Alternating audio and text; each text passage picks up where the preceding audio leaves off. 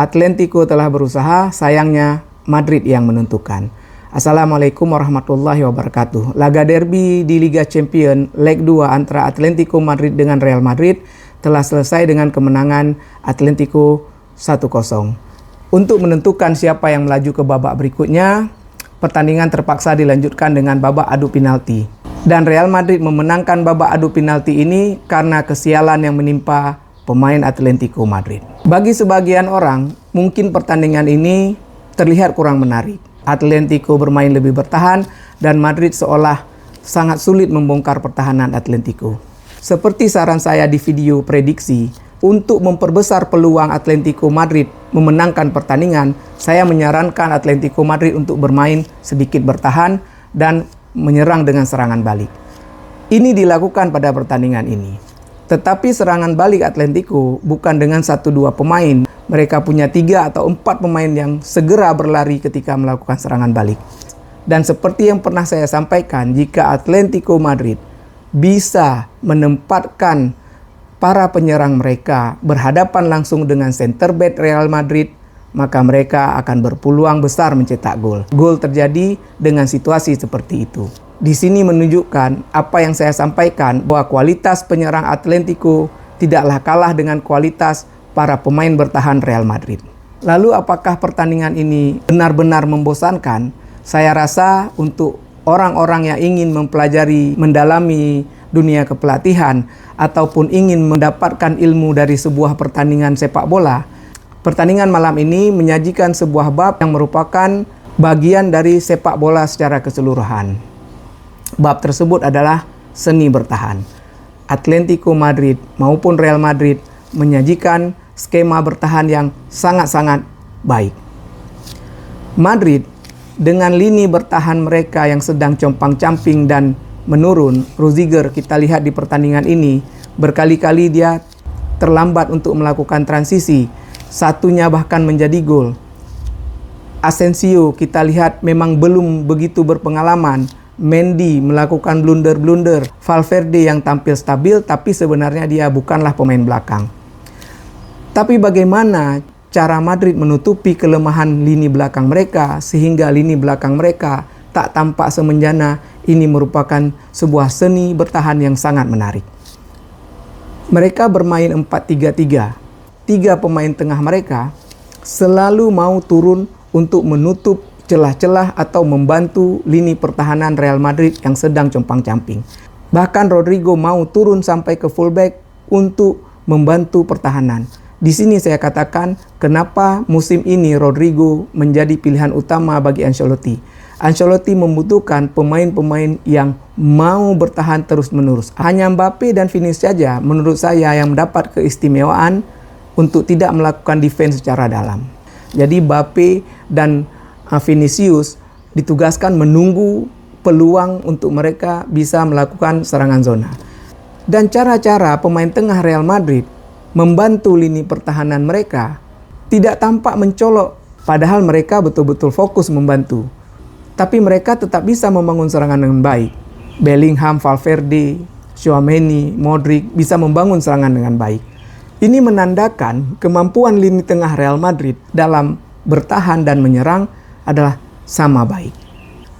Dari sisi Atletico, mereka bertahan dengan 4-4-2. Dan seperti yang saya sampaikan di video prediksi, Atletico tidak memaksa Alvarez dan Griezmann untuk masuk ke dalam lini pertahanan.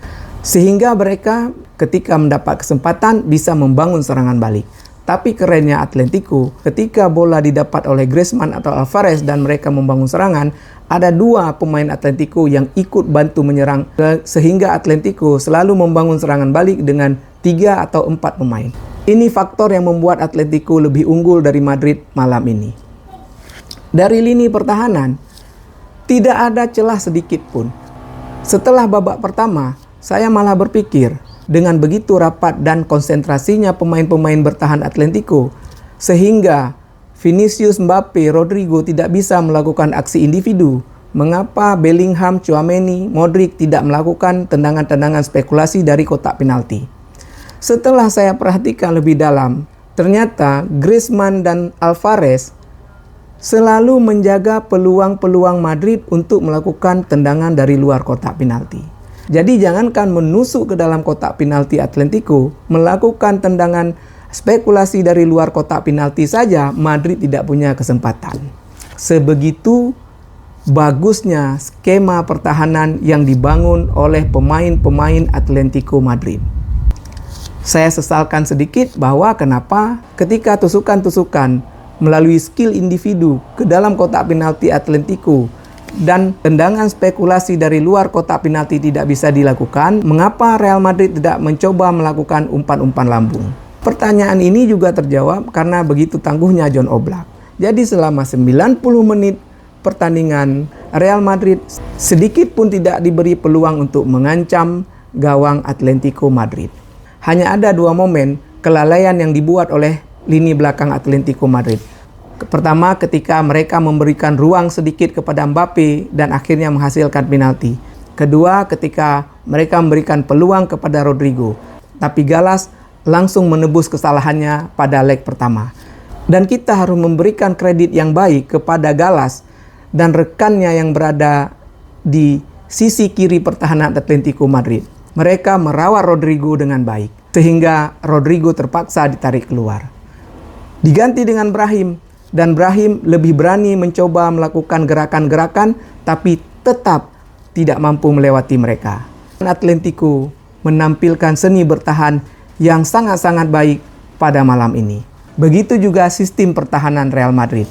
Tetapi skema pertahanan Atletico Madrid lebih bagus daripada Real Madrid. Indikasinya kita bisa lihat dari shot on goal. Atletico unggul jauh shot on goal dibandingkan Real Madrid. Ini mendadakan lini pertahanan Madrid masih menyisakan lubang-lubang untuk pemain Atletico bisa melakukan shot on goal. Sedangkan Real Madrid benar-benar tidak dapat melihat celah dalam sistem pertahanan Atletico Madrid. Satu lagi hal positif yang ditampilkan oleh Atletico Madrid tadi malam adalah akurasi umpan yang meningkat menjadi lebih baik. Kemudian fokus mereka dalam mencetak gol bisa terjaga, terkonsentrasi juga dengan baik. Terlihat saat mereka bisa melakukan syuting-syuting berbahaya ke gawang Real Madrid. Dan juga stamina pemain Atletico Madrid terjaga dengan baik. Sehingga Atletico Madrid menampilkan permainan yang apik full 90 menit. Ini menandakan bahwa sistem permainan, gaya permainan yang ditampilkan di leg pertama tidak cocok untuk pertandingan sebesar ini. Kerja yang baik Simeone, mudah-mudahan Anda kedepannya mendapatkan materi pemain tengah yang lebih baik bagi Real Madrid. Saya tetap merasa Real Madrid perlu membawa Vinicius ke psikiater. Ini untuk membangkitkan dan menguatkan mental Vinicius. Kita lihat tadi malam Vinicius down ketika dia gagal penalti. Tapi penurunan penampilan itu terjadi sejak awal-awal pertandingan ketika Simeone dan De Paul terus-terus meneror mental Vinicius. Gangguan-gangguan seperti ini masih saja mempengaruhi performa Vinicius. Padahal sewaktu diberikan ban kapten, dia sudah menunjukkan perbaikan dari segi mental. Ini sangat penting bagi Real Madrid karena kita mengandalkan Vinicius di lini serang.